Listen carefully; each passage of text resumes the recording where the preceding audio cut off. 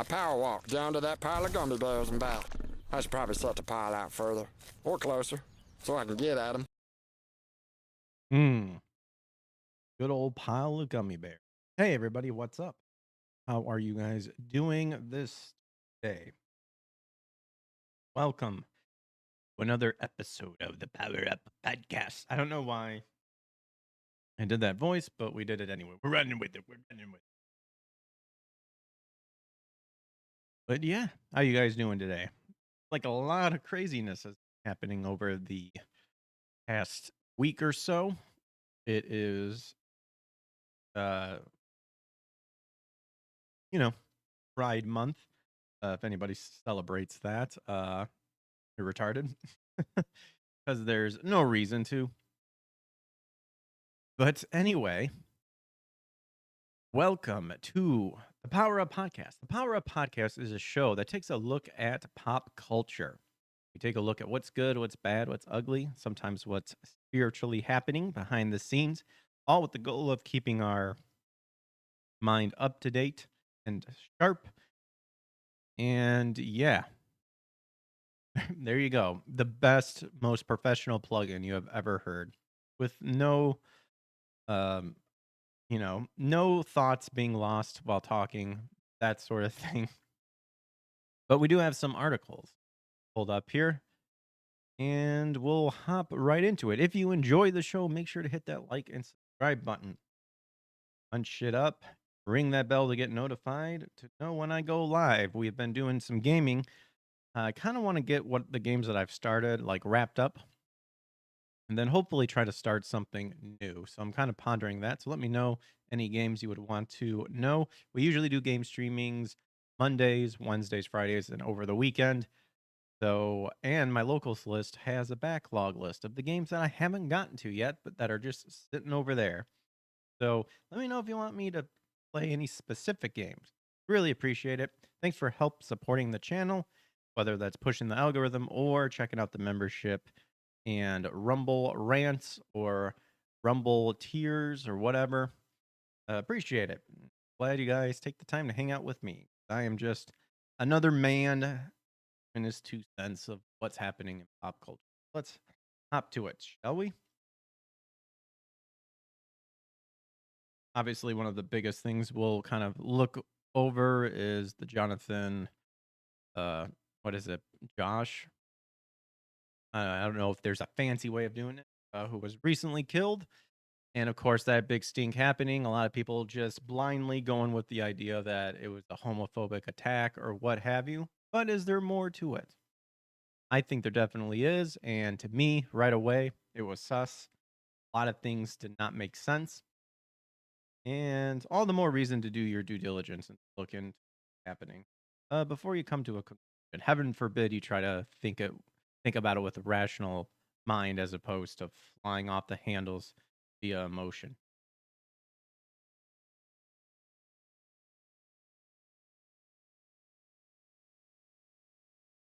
Okay, so this caught my eye. Supposedly, a new God of War spinoff is reportedly a 2.5D Metroidvania game. So now that the Norse saga is finally over, and I haven't actually played God of War 2 because I heard it went really woke, many are speculating which direction God of War franchises will head towards. Recent rumors have suggested that the next entry would be a spin off title, much like Ghost or God of War, Ghost of Sparta, and Chains of Olympus. I actually still need to play those.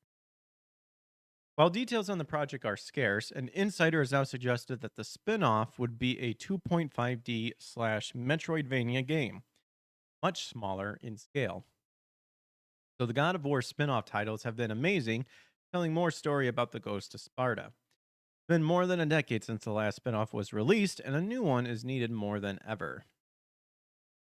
So this claim comes straight from Tom Henderson, see up there, previously revealed that the God of War spin off title was in the works. Jeff Grubb, another insider, has backed this claim in a reply. So it's someone named Gamer Up Gaming says, "Hey Tom, will we see the rumored God of War spin-off in the show? Remember you mentioning a little bit about God of War returning to Greek saga." Then Jeff Grubb talking a little bit about a God of War spinoff as well, and rumors being Metroidvania. Which Tom Henderson replied, hearing a lot of scuttlebutt about a 2.5D Metroidvania game or whatever it will be. Yeah, seems to be much smaller in scale than what I initially thought. And then Grubb said, yeah. So, aside from this spin off title, a remaster remake of the original trilogy was also reported to be in the works. Why say remaster remake since they already did God of War Origins, which pretty much had everything? I think even including the remastering of 3, although I'm not sure. That's the one I have, but it had everything, including the 2 PSP games, which you would you downloaded the code and it's installed on my old PS3, but it's still there, and I still need to play it. Also, for anybody new that's just joined the show, welcome. Right now, we're actually live on Rumble, YouTube, X, and Kick. As much as I think Kick is, I don't know, unless you're already established and unless you almost feels like you use bots, like I find it hard to grow on Kick. But we're there anyway, just because Twitch is like drowning in feces. So what's the point? So, however, it's been a while since that rumor sparked. That would be the remaster remake of the original trilogy, since the rumor was mentioned with no further information to support the claim. PlayStation has announced a state of play for June. You mean June 4th, so literally tomorrow, ahead of the Summer Game Fest. So expect a few notable announcements from the gaming giant then. As such, the said God of War spin off title could be unveiled there. With regards to the Metroidvania genre, God of War could really benefit from such an approach. Many doubted Ubisoft for making the new Prince of Persia: The Lost Crown a Metroidvania game. However, they were proven wrong with that title's immense success. Tech for this comes from Tech for Gamers. I still love how they're trying to push this idea that the Prince of Persia: The Lost Crown was an immense success. It was good maybe for like a couple of days since its release. But other than that, no one talked about it. No one talked about it. So what are your expectations for a 2.5D Metrovania God of War spinoff game? Let us know your thoughts in the comments below. Just plugging in their stuff. I don't mind a Metroidvania type of game, but I would rather have it just go back to the old hack and slash formula. I think that's what makes God of War fun. It's the number one. Is it? I want to make sure I'm correct here. But it definitely is a hack and slash, but is it like, a third person hack and slash or something like? Yeah, action adventure hack and slash. Okay, that's what I thought. I think that's just what works best in a lot of games. Implemented what God of War did. Some of them straight being clones, like for example, Dante's Inferno, which I actually really enjoy. I think that's a great game that knew what to copy from God of War and just did it. And nothing wrong with it. It was actually quite solid and a very fun game.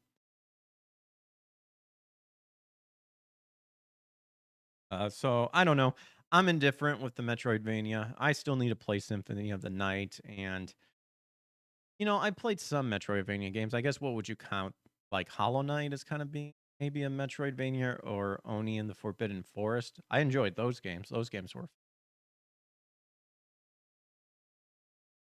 So we have this for it. So interested in seeing how it goes, how they're gonna like try to tie it in or something. Again, I've only played the first God of War remake. I didn't play the second because it just sounded awful and it seemed to me more like a downgrade than anything. So hopping on over to Fandom Pulse. Now I like me Clint Eastwood. So there's been talk about Clint Eastwood, directing a new movie, kind of being like not really talking about it. And I saw this. Clint Eastwood says interview with Austrian newspaper criticizing Hollywood is entirely phony. So curious to know what that all entails.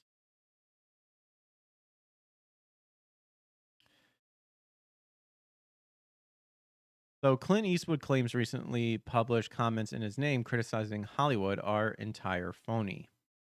So Austrian newspaper Courier published what was believed to be an interview with Eastwood where he allegedly criticized Hollywood for its lack of originality while also revealing he was working on a new film.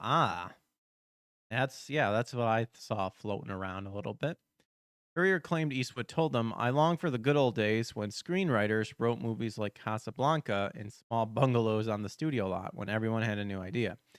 We live in an era of remakes and franchises, he continued. I've shot sequels 3 times, but I haven't been interested in that for a long while. My philosophy is do something new or stay home. I mean, even if Clint Eastwood did not say this, true.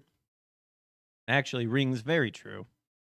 Because, and especially the people who are doing these remakes of already established franchises, because they suck and they're unoriginal and they're uncreative, and they bastardize more than they add to the already established lore.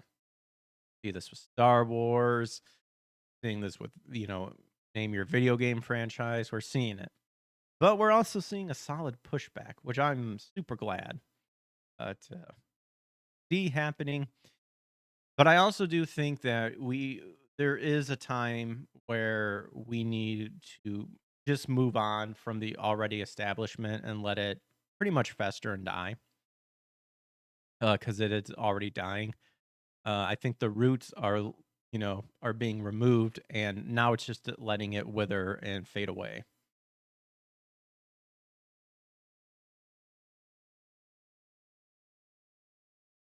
So he noted this philosophy was instilled in him while he was in the old studios. As an actor, I was still under contract with the studio in the old system and thus forced to learn something new every year. That's why I'll work as long as I can till learn something or until I'm truly seen out. The outlet went on to claim he was already in pre-production on his next film and he was setting the bar high for it. No reason why a man can't get better with age. I have much more experience today. Sure, there are directors who lose their touch at a certain age, but I'm not one of them. I am truly dreading the day when Clint Eastwood goes to see the Lord. I am terrified. However, all of those comments, Eastwood has told Deadline that they are fake. He said a couple of items about me have recently shown up in the news. I thought I would set the record straight. I can confirm I've turned 95.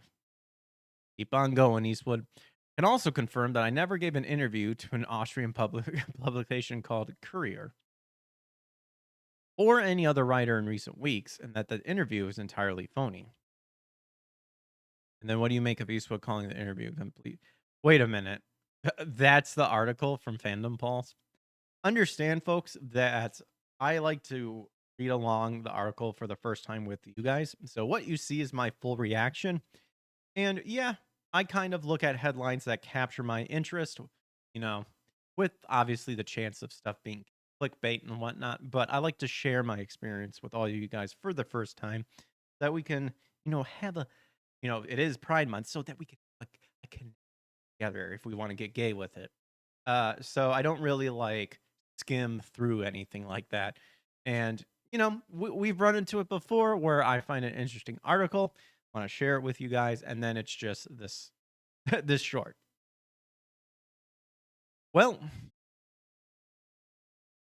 he said he never did though. Okay, so what's interesting is all he's confirmed is that he did turn 95 and that he didn't do that interview.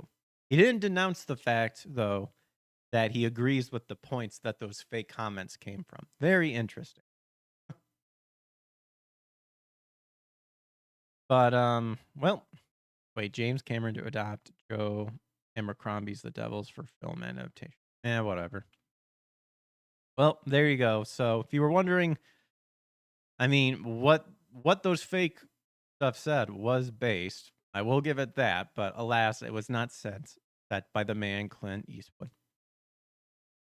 Because it doesn't mean that those statements can't resonate with people and people agree with it. Because I actually agree with a lot of it, especially the comments about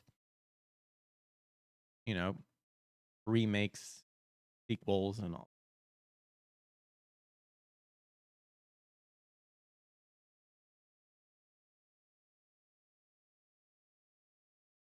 So we all know Hideo Kojima. We all know about Death Stranding 2. How he wanted to make a movie, but some people were like, you should stay out of the movie thing. Well, over here in Fandom Wire, Hideo Kojima won't take a break.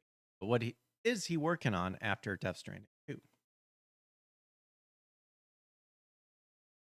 Let's find out, shall we? So, Death Stranding 2 on the beach has officially gone gold, signaling that Kojima Production has wrapped up development and the game is ready for its June 26th release. Really? It's coming up already. I am so out of the loop dates and stuff like that. Unless I find it like interesting to retain the information, you know, I just, I just maybe it's more so of like today's games and stuff like that. I'm sure if it was like awesome games back in the day, I'd be a little bit more interested in retaining that information. Alas. So naturally, the team is now taking a well deserved break, except for one person, Hideo Kojima. As I cough, a sip of Dr. K, an off brand Dr. Pepper.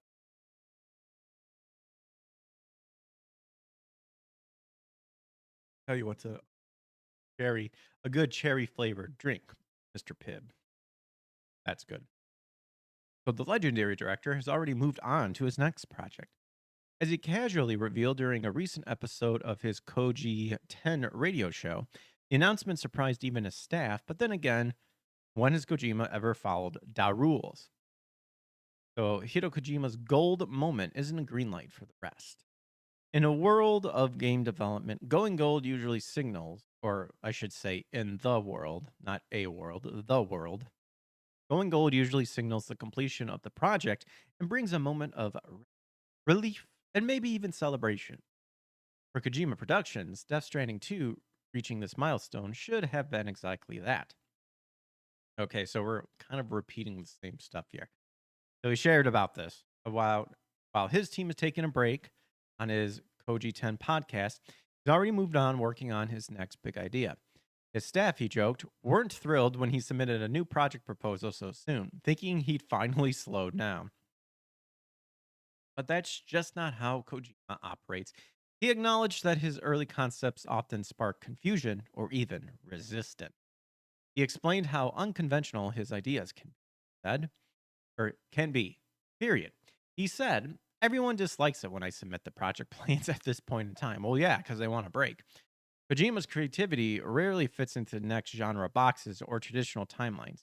It's this wild unpredictability that fuels his games and confuses anyone expecting a more, quote, normal gameplay and even workflow. His quick leap into a new project isn't a sign of impatience or anything, but it's a reflection of how deeply driven he is to tell new stories the moment they start to form. So, what is Kojima actually working on? As for what he is working on, there's no clear answer to that. From what we know, there are two prime candidates already in the public domain. OD, a horror title being made with Xbox Game Studios, and Fizzant, a PS5 exclusive that's described as a spiritual successor to Metal Gear Solid. Hmm. Maybe I should put up a goal and you guys can help me get a PS5, pull a DSP, you know what I mean? Guys, I gotta pay the bills. I'm gonna pay the bills. Overdose has been in the spotlight longer. It has a full trailer and even leaked gameplay footage dating back almost 3 years. That level of progress suggests it's already deep in development. Fizzant, on the other hand, is still a bit of a mystery. I don't know if I'm pronouncing that right, but we're going with it. So he claims that Fizzant almost sounds like pheasant, or maybe it's pronounced Python. I don't know. Is 5 or 6 years away, indicating it's early in its life cycle, an ideal blank slate for someone like him to jump in with fresh ideas. This is likely the project he's referring to, newer, less defined, and demanding the full force of his focus. So whether it turns into a genre-defying stealth epic interactive film or something totally unexpected, one thing's certain, Jima's quote break is anything but. Whatever he's building next, it's gonna be big. Again. And there you go. Let me know what you guys think in the comments. What do you guys think this next project he's working on? I think it'd be pretty cool to see isn't, or OD, but maybe it's something completely new. Who knows? That came from Fandom Wire, so you guys can try. Fandom Wire is like a new outlet that I found that I like. A good variety. We have a good mixture of variety. We try to go to non-biased sources and biased sources, both sides. I feel like Fandom Wire is a pretty neutral one. Tell you what's not neutral and who clearly sides with tourists and woke weirdos. IGN. But who knows? Maybe they're changing. They're finally realizing that when you cater to a bunch of freaks, you know, you tend to lose audience. So, Warner Brothers reportedly wanted a Michael Bay Man of Steel sequel. Anybody who likes Superman fans, here you go. And especially people who like Henry Cavill. However, this was before James Gunn was brought in to reboot. So, Warner Brothers reportedly wanted Transformers director Michael Bay to make a Man of Steel sequel starring Henry Cavill. Might have said Cavill, but Cavill.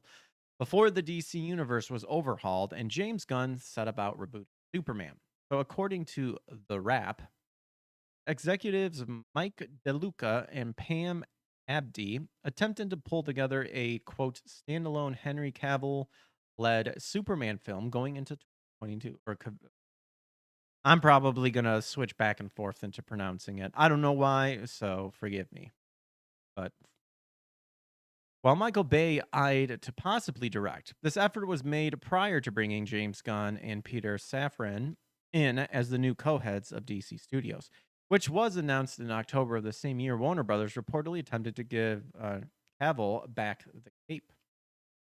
That said, those attempts clearly fell through, which gave way to bringing Gunn and Safran into Reimagine in the DCU.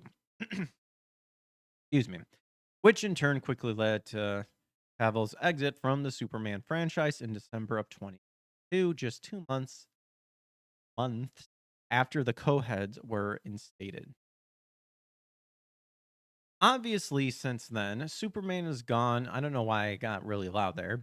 Superman has gone in a completely different direction from the days of Henry's past. David Cornset, who is perhaps best known at this point for his roles in T. West's Pearl and the Ryan Murphy Netflix series Hollywood. I don't know him. Taking over the coveted role in James Gunn reinvention of the franchise with Marvelous Miss Maisel star Rachel Brosnahan starring as Lois Lane alongside him. Plus, Nicholas Hoult rounds out the core three as Lex Luthor. That said, it's hard not to imagine what Bay and Henry would have done with one more shot into the sky. So for their parts, though, those two are plenty busy. Henry is set to appear in several upcoming projects, including a live-action Voltron movie and a live-action reboot of Highlander, while Bay recently put out a parkour documentary called We Are Store. He also said to be doing the Skibbity Toilet movie. Oh, yeah, that we're all trying to forget was announced, but he took to social media to deny directing that thing last month. James Gunn's Superman arrives in theaters on July 11th, 2025. And there you go.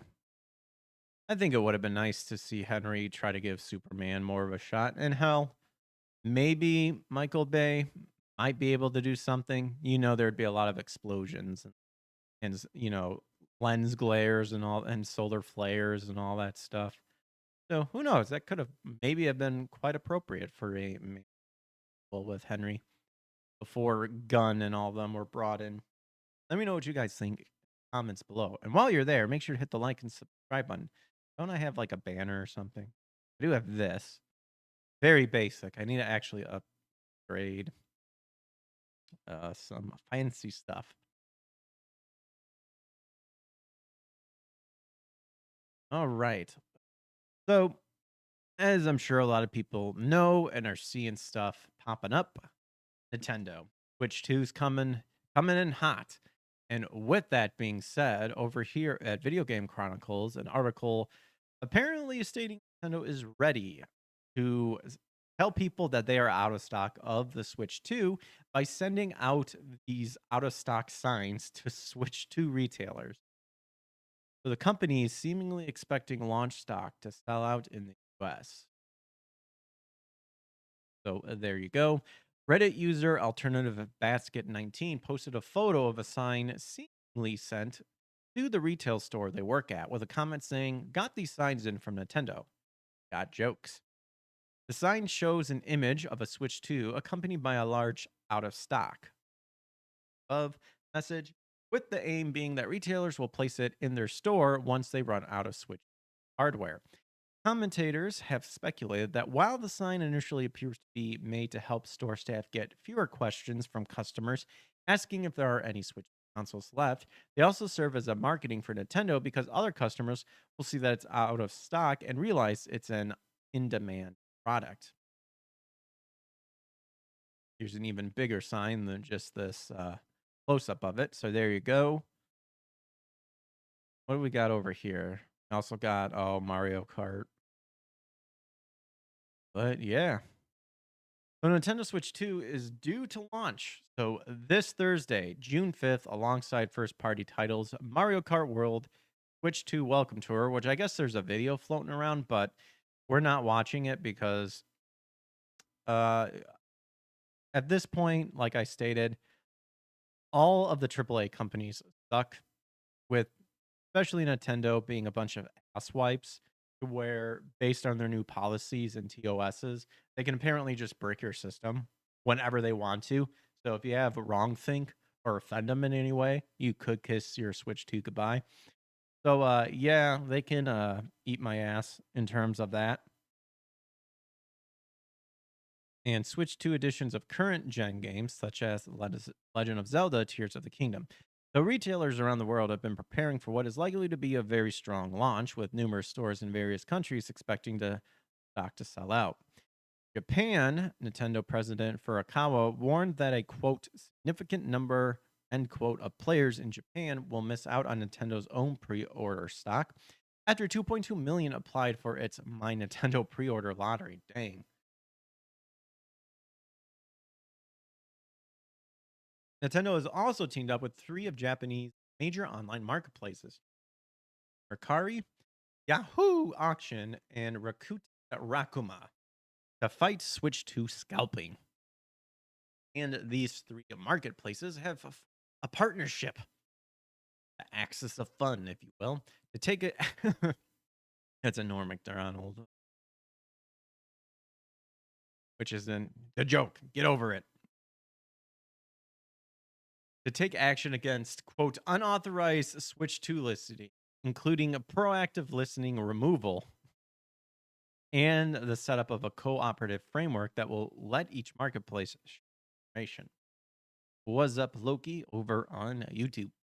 Other countries who don't have official distributors, so retailers are taking extra measures to secure day one stock. One retailer in Slovenia drove to a distributor in Italy and filled their car with Switch 2 consoles to ensure their shop had enough consoles for the customer. Oh man, dude, how terrible would it have been to, like, punks and thugs and stuff just looking over and seeing a guy in his car with a bunch of Switch 2 and then just hijacks him? That'd be dangerous. This is a clippable link. Okay, there you go, right there. So, like, not even a van. Like, actually quite dangerous the way people are being insane. Someone easily could have looked over and, like, try to ram this guy off the road and steal all this shit. I'm glad he's fine, but that's crazy. To ensure they're shopping enough consoles for customers. Oh, that's pretty much it. And as you can see here, Switch 2 video shows how game share works when playing with the Switch owner. Why not? We can watch it.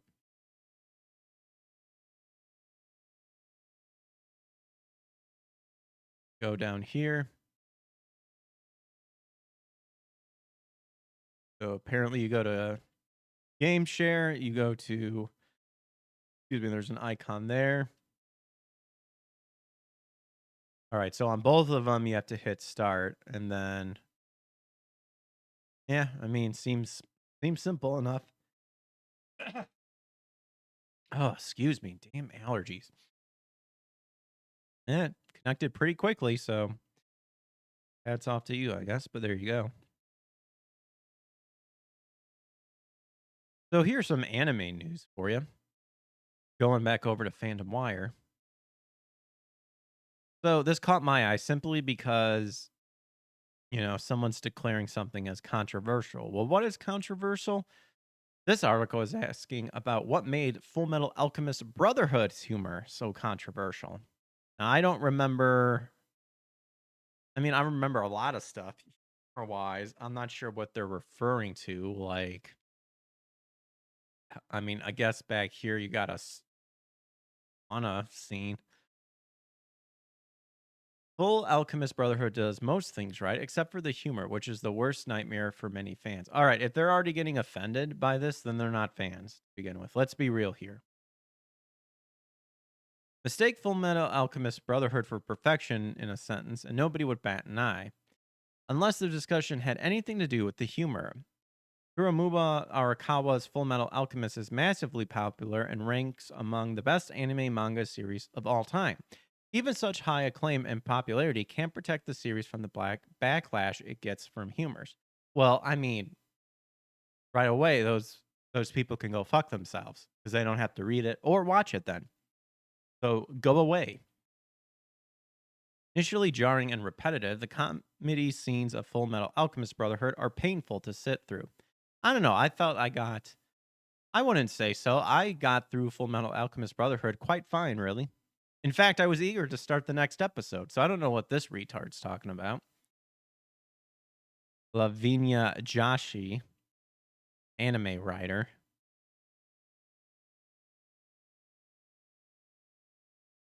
Oh, this just explains everything. Attack on Titan, Bleach, yeah, all like newer anime. Gosh, these people, they don't know what they're talking about. But let's see what our points are. Maybe we're digging that knife in the heart rather cold and too quickly. They pop up during the most tense situations and have become the most controversial aspect of the anime. This is the very first time that I've seen anyone have a problem of the humor from Full Metal Alchemist Brotherhood. However, the comedy in the show improves a lot with the plot progression, highlighting and fulfilling its true purpose. I for stating all this is cringe for the most part, you better hope you provide examples. Full Metal Alchemist Brotherhood does everything right except for, okay. Anime humor is already quite controversial as it is. Again, how are these people claiming they're an expert, but they're saying like stuff like this is a problem? Again, showcasing that methinks they aren't the fans that they claim to be. Slapstick comedy or having characters scream insults at the top of their lung is almost never fun to watch. I beg to differ. Three Stooges is like my favorite comedy trio of all time. So, and they are like the masters of slapstick comedy, and they did very, very well. And children, while mimicking some of this stuff, were smart enough to realize that you don't actually hurt people, or you can take a wrench to the nose and like twist it because they're not retarded. You see, a lot of people back in the day weren't actually like retarded and understand reality. And plus, Mo, in a lot of live events, would straight up tell people, kids, don't try this at home. I make mistakes as well. Ugh. Even find him kind of making a comment like that on uploaded parts of the Michael Douglas show on YouTube.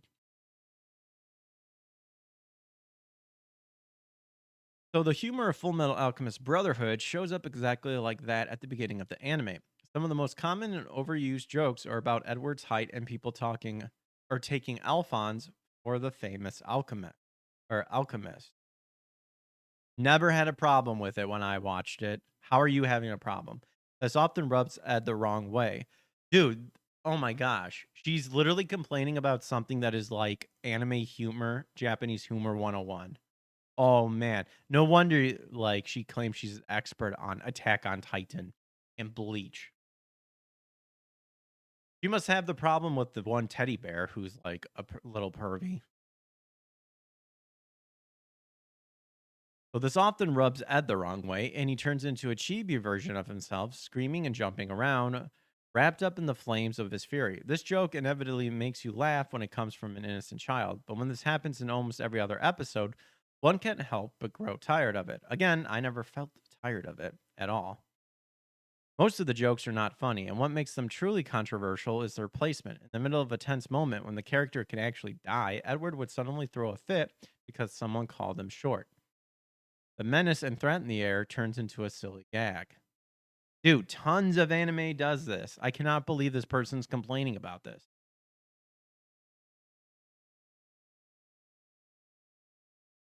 Loki says it was fine. I don't see what the problem is. No, there is no problem. It's just that this person probably thinks that current animes nowadays are like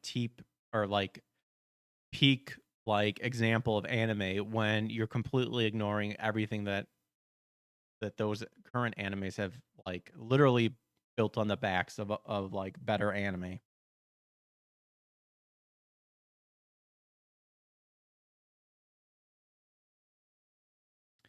So these random scenes end up sabotaging serious scenes, and it happens quite frequently, making the experience feel almost lighthearted as opposed to serious or dark.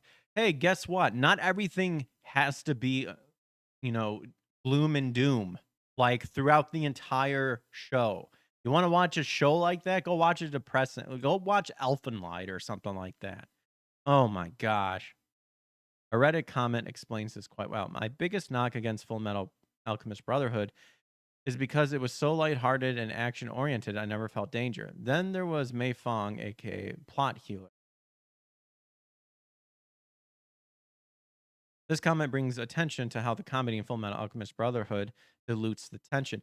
Dude, if you literally have a problem to like still keep yourself in that zone, that's on you. I had no problem of having that sudden jarness and immediately be sucked back into the thing. A lot of the new animes do that now, funny enough. That's what I'm talking about. Like, what is this person complaining about? And the fact that they probably are basing themselves as an expert as based on like current anime, which is nowhere near as good as like animes from the past. Like, give me a break. As the story progresses, the comedy scenes end up fulfilling their purpose, proving that the comedy in the anime isn't all that bad. Then why are you writing this article? Dude, you spent this whole article complaining about how the anime or the humor is like done at the wrong time and then just say, "Well, yeah, at the end they serve their purpose." Like, what? The comedy gets better and fulfills its true purpose near the end. Wow, almost like all the stuff you complained about like was actually planned and knew it would be fine. So the anime deals with the biggest criticism by placing the jokes a lot better. They're not as frequent, and that helps a great deal. The story grows more violent and dark. The anime deals with the biggest. Wait, you're literally talking like, wait a minute. Hold the phone. You keep saying anime humor, but now you're wording this like the anime fixed this, and you're upset with the manga. What? Gosh. Anime deals with the biggest criticism by placing the joke a lot better. They're not as frequent, and that helps a great deal. The story grows more violent and dark over time as the humor is dialed down. The gravity of Ed and Al's circumstances truly hits you, and that's when the humor shines. Lightens the mood, makes the heavy scenes easier to sit through. Suddenly, you realize that the Elric brothers need the humor more than the audience to take a breather while going through the whirlwind that their lives are. Suddenly, the gags are not as frequent or as bad as you once thought. With that, the humor might be the most controversial aspect. Dude, no, it is not. You're trying to make this controversial, but literally in the end saying, "Oh yeah, I guess in the end that the gags aren't that bad." So you literally just wasted my whole time with this article.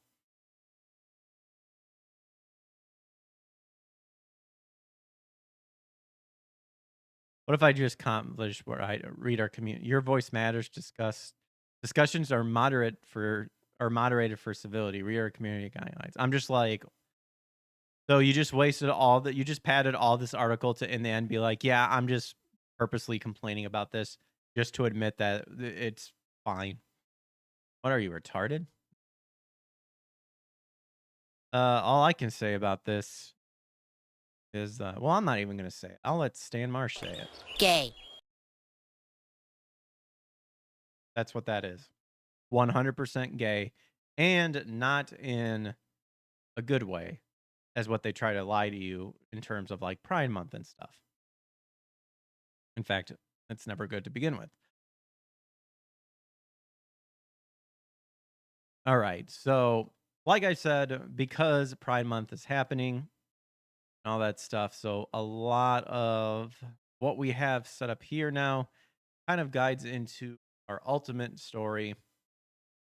Jonathan Josh, from King of the Hill, got killed, passed away.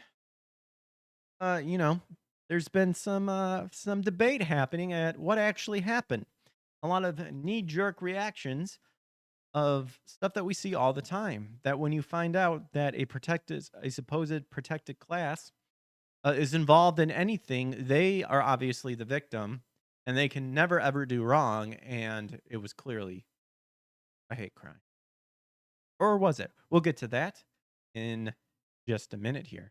All the more reason to stick around and hit that like and subscribe button, and to ring that bell to get notified when I go live, whether it's doing this show or gaming, because this is a gaming channel as well. In fact, the best retro gaming channel that has ever been hosted by a ginger, me, and that actually exists in this reality, because I give 100% perfection and professionalism at the peak. Like, if we're saying like 1 out of 10, I give you guys fucking 13. That's how awesome I am. But coming from that Park Place has pointed out that corporate America pulls back from Pride in 2025. No rainbow logos from big brands as June starts. Which tells you all you need to know. Is that the only color they ever cared about was this green color. Right here. The only color they cared about. And they would do whatever they needed to do to get that green color. So all of this support for Pride Month was fake. And they don't care. And that is what some people tried telling people. That you're being used. That the companies don't care about it. And yet they're still part of... never mind. Not really. Some are like anti-government. Some are pro-government, But oh my gosh, the corporations never cared about you. Gasp. Shock. Big shocker. So as June kicks off across the United States, many Americans have noticed something surprising. Corporate social media accounts have remained largely silent about Pride Month 2025. In fact, why don't we do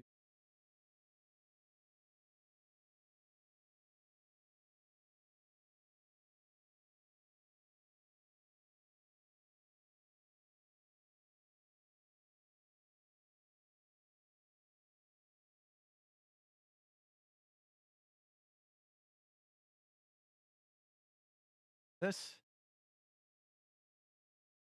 Check it out, guys.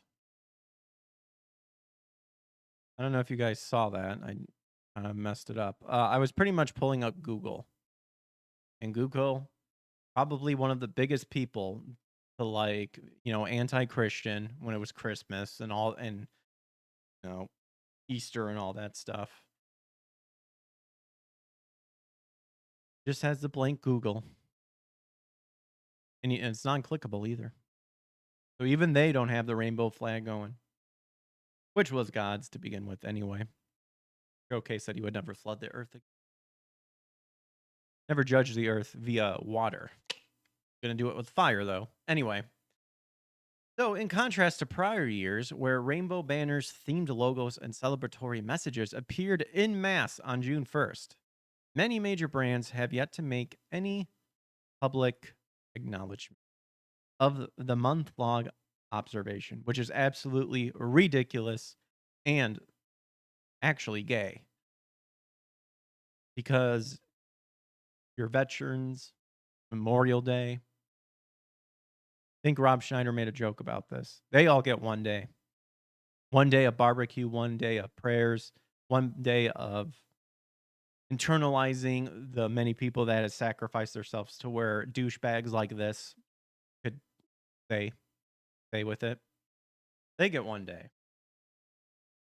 People that go against the natural order of things and God's creation get a whole fucking month.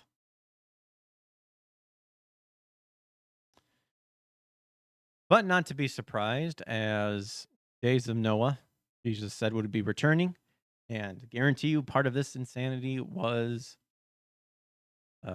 was and is probably going to come back even stronger than ever, unfortunately. So this was first observed on social media by popular streamer Asmongold, and then you can check out the video here, which we will not do. Companies that just because I just want to move along. Companies that previously led the charge with high-profile campaigns include Disney, Target, Walmart, Xbox, Microsoft, Starbucks, and Bank of America. I would have actually thrown in there Google as well. So all of these people, as of June 3rd, have not issued any Pride-specific messaging on their main platform. In fact, I think Ubisoft did the stupid men's mental health awareness or something like that, which is actually also gay as well. But you know, it is what it is, I guess, in terms of Ubisoft suddenly deciding to go down that route. We're not going to focus on the gayness, but we'll focus on the soyness of it. Because the men need to express themselves or what have you. You talk shit with your other male friends. That's just, in fact, I think that's just what most normal people shoot the shit with others, maybe with over a drink, play video games, do do X and Y. If you need therapy, like I've taken therapy, stuff like that for my depression and anxiety and ADHD. Haven't done it recently, but you know, for me, reading scripture and talking with my friends, stepping away from a video game, done a lot more better, I think, in terms of going to a random stranger and talking about myself to someone who, let's be real, you don't call them up after hours, you know? So while the month is still young and some posts may appear later, and we are on June 3rd, by the way, the absence of coordinated June 1st branding stands in stark contrast to what had become an annual tradition in the corporate world. From theme products lines to rainbow variant social media avatars, the first days of June in years past have often brought immediate and prominent display of support. But apparently, got a more subdued start. Right. Oh, yeah, I saw this gayness. Talk about grooming kids with Sesame Street. Disgusting worms. This isn't to say all companies are silent. Sesame Street and the official Halo X account. Well, I mean, it's just damned until that gets weeded out entirely and replaced. They've both issued brief Pride acknowledgement over the weekend, but their tone was notably more reserved than previous years. But as we know, Sesame Street specifically for children, talking about a concept in which kids don't go through this at all. I'm sorry. Anybody who thinks that they know themselves at such a young age, that I hear gay people say well, when I was 8 years old, I knew I was gay. It's like, no, you fucking didn't.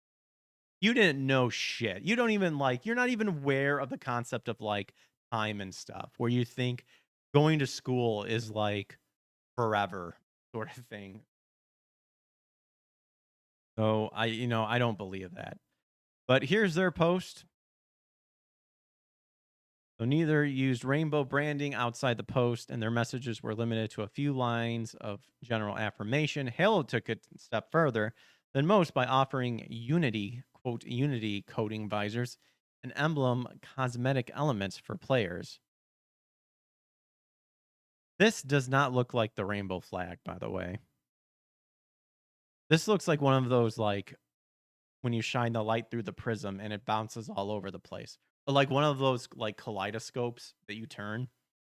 That's what this reminds me of. This is actually the first time I've seen this, and it's looks retarded. This Pride Month, we celebrate love. Well, I mean, that's not love. Diversity, sure, and the freedom to be yourself. They keep, like, gay people have had the freedom to be themselves for a long time, and yet, and they've even weaseled their way into, getting marriage and, in the church is where I'm specifically getting that, and all this stuff, and yet they're still happy. Hmm. I wonder why.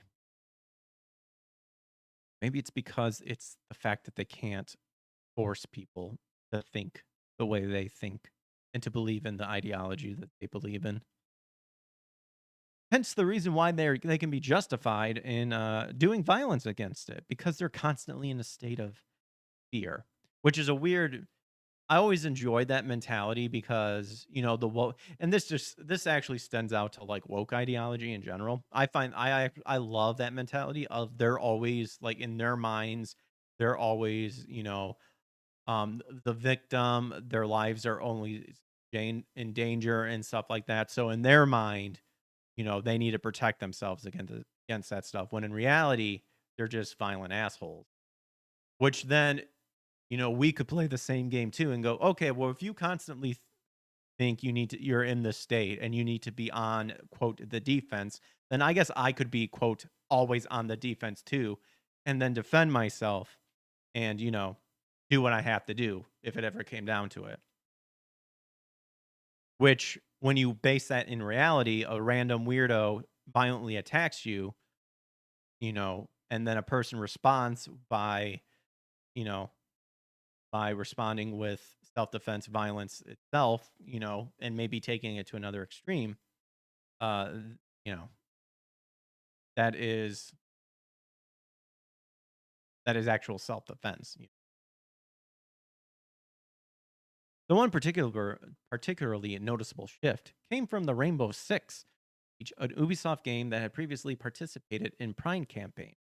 On June 1st, the game's official account posted instead about Men's Mental Health Awareness Month. Here it is, encouraging fans to check in on one another and emphasizing vulnerability and strength. This is the gayest thing I've ever heard of. Emphasizing vulnerability and strength. What's up, Komanga, over on YouTube? The post made no mention of pride.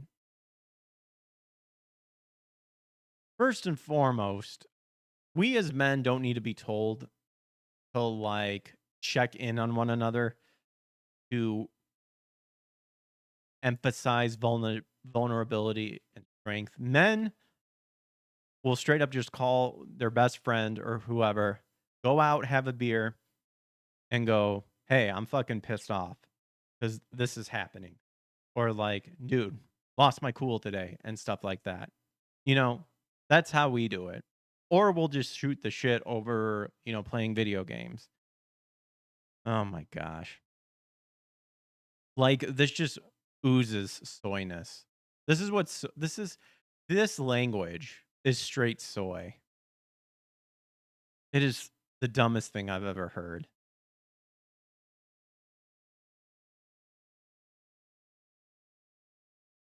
And and here's the picture right here, which, I don't know, even this picture doesn't look manly. Oh my gosh. Oh gosh. Okay. So in past years, Ubisoft and its subsidiaries have prominently tried team offerings and messaging. That pattern appears to be changing. So what's behind the change? While no brand has publicly explained the shift in pride marketing for 2025, marketing analysts and cultural commentators point to several key factors. The most significant may be consumer backlash in prior years. Huh, you think? Particularly after incidents involving Target and Bud Light. In 2023, Target faced fierce criticism for a Pride themed collection that included children's gender affirming apparel, disgusting, and accessories, sparking boycott calls and viral protests. The retailer immediately moved some displays to the back of the store and pulled select items. The controversy coincided with a noticeable dip in Target's stock price and led to tighter control on future product rollouts. See, this is the thing. And they always try to do mental gymnastics to get around this stuff. No one gives a shit if it's adults that do it. You find yourself that you need to peg some guy in the ass for the rest of your life, whatever. Whatever. Like, I do not care. Now, if you want my belief on what I think about that, I point to scripture and say, yeah, that's straight up abomination. And to me, like, just simply letting nature do its thing also sides with me, because when you don't have any glaring abnormalities and stuff like that, that's just how the human race, like, populates the reality. You need a man and a woman. Simple, right? But these people feel the need that they need to start super early with the kids. And it's disgusting. That's why they try to separate everything to where, well, biology and then gender are, they're not together. One's a social. No, no. It's like, no, no, no. Never like that in the past. And you're trying to rewrite history and biology. So reject that. Then they try to do the lie of, well, everyone starts as a female in the womb. No, that's also been debunked. And again, trying to rewrite history, especially with the scientists that have political motivations. So of course, Target's being retarded, and they specifically put children and gender affirming apparel and accessories, specifically in the children's content. Of course, people are going to be pissed off. People are pissed off with that stupid, what is it? Glenn guy who apparently has the most low morality ever. That one guy that hit piece came out of, where, I don't know, he, that debauchery, like videotape, sex tape or whatever the fuck that's coming out or that came out recently and stuff like that. A lot of conservatives being like, well, that's terrible what he does, but he's a good reporter. It's like, so what? Like, dude, like, no one wanted to see this. So, and some people are even saying it's a psyop too. And it's like, number two, this is the prime example of what we see in terms of being unable to constrain themselves, I guess you could put it. Because it's never enough. We saw this. Like, if we want to bring it back to the gay marriage, well, we just want to, be with each other. All right, you can have a civil. Well, no. We want to actually say that we're married. Okay, we can do that. Okay, yeah, sure. We'll rewrite that definition, but if a church declines it, then that's their right based on their belief. Well, no. You have to force the church to do it. You have to force a baker to make a cake. You see, it's never going to be enough. It's never going to be enough. So Bud Light, meanwhile, yeah. So this is just, responding to the whole Bud Light, Dylan Navalny, and sort of garbage too. Oh yeah, and speaking of the gay pride parades, never forget that these people want to just be left alone and just be accepted and stuff, but yet go out of their way to make sure that everybody knows that they're gay, that everybody sees them and whatnot, and apparently get really upset when people start eyeballing them. Maybe don't be such a fucking narcissist. I don't know. That could work. Feel like it's worked for a lot of people. But of course, these are also the people that utilize Pride Month to, publicly peg each other in the asshole and give, BJs in a pool and pee on people like we see on in gay pride parade. They'll try to, shh, don't talk about that. Oh no, it's out there. You can easily find that disgusting stuff.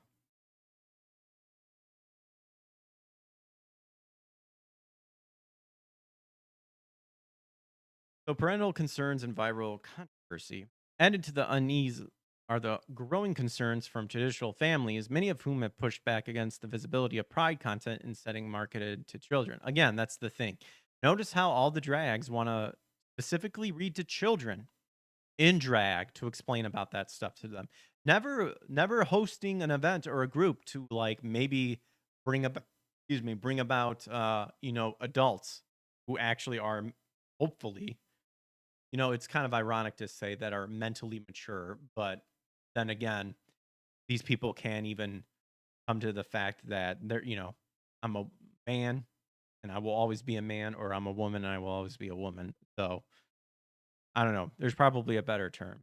Yeah, look at this right here. Star Wars Pride Collection. It's R2D2. What the hell does R2D2 have to do with Pride? Nothing. If anything, this should be robot pride. Also take the time right away that, you got your gay pride, you got your black pride, you got your Asian pride. All of it is, supportive, expressing your happiness of your roots of who you are and stuff. You bring in that white pride. Oh, that's racist. That's, that's white supremacy and all that stuff. So in recent years, viral footage of pride parades has circulated widely. Hey, I just mentioned that. Again, I don't pre-screen any of these.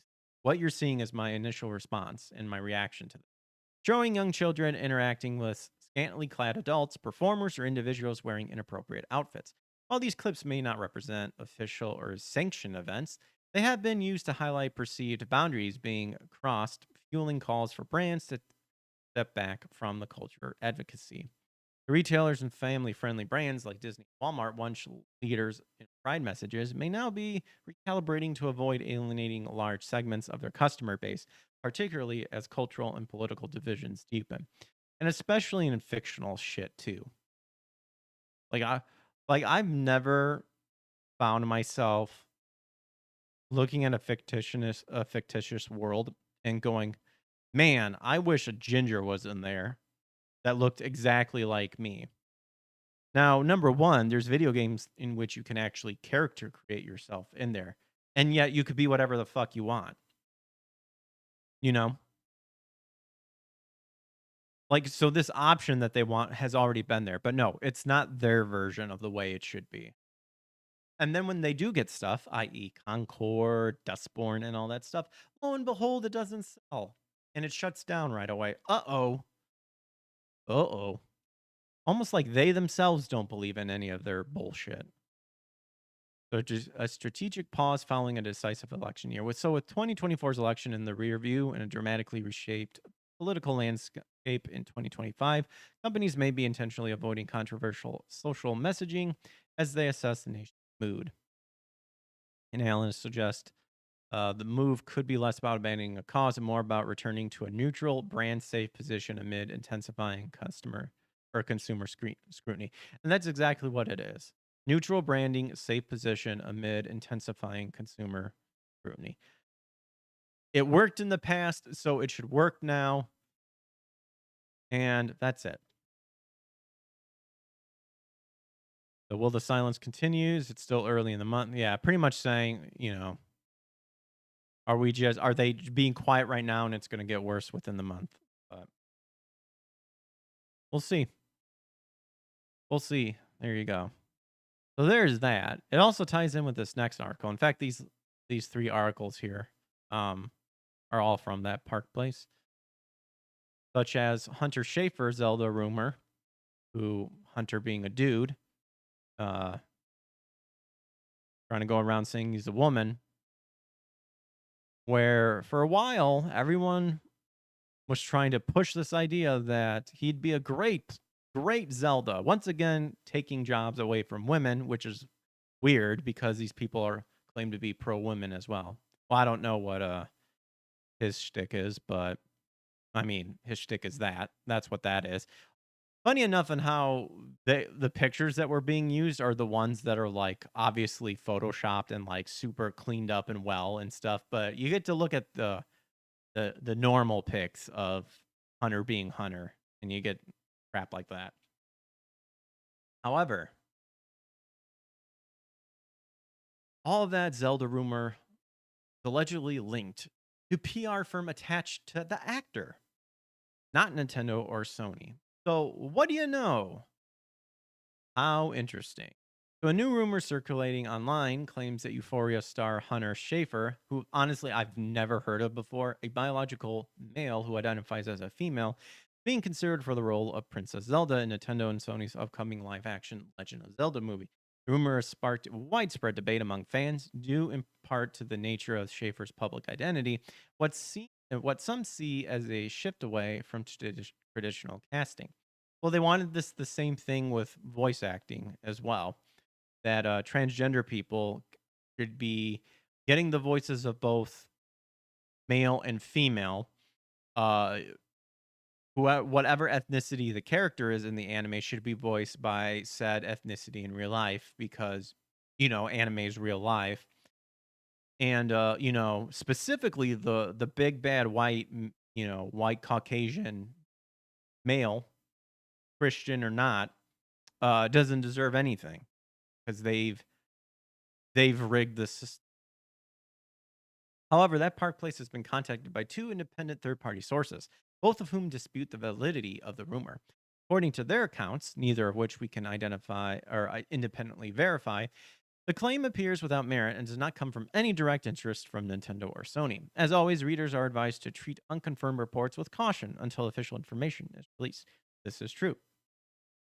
This is true. And again, this whole show is just us trying to keep ourselves up to date of what's happening and keep our minds sharp.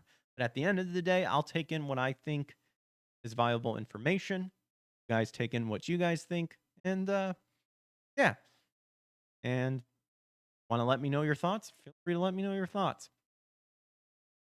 So where this rumor began is apparently down here. Daniel Rickman, known online as Daniel RPK, who claimed that Schaefer was being eyed for the role of Princess Zelda. So the story spread quickly across social media and fan pages, fueled by Schaefer's high-profile roles in recent media.